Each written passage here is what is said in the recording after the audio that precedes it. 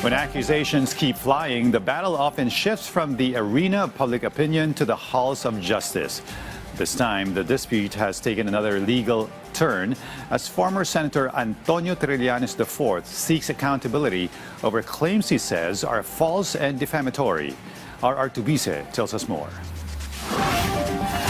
Former Senator Antonio Trillanes IV arrived at the Department of Justice in Manila to file a new cyber libel complaint against Senators Alan Peter Cayetano and Rodante Marcoleta, along with 18 alleged former bodyguards of former Congressman Zaldico. This is related with the Senate hearing on June 4, 2026, which Trillanes called unauthorized. Wala silang parliamentary immunity. So yun, muli, inulit nila yung mga kasinungalingan na sinabi nila na nagbigay sila ng mali-maliatang pera sa akin para do sa ICC.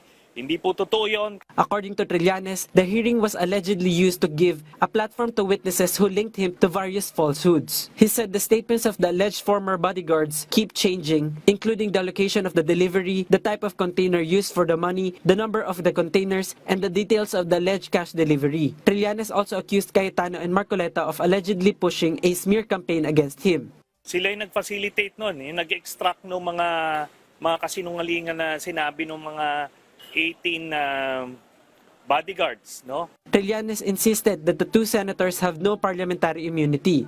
The day before that, napalitan na si Cayetano. Napalitan na rin si Marcoleta bilang Blue Ribbon Committee hearing, and yet pinursu nila 'yon.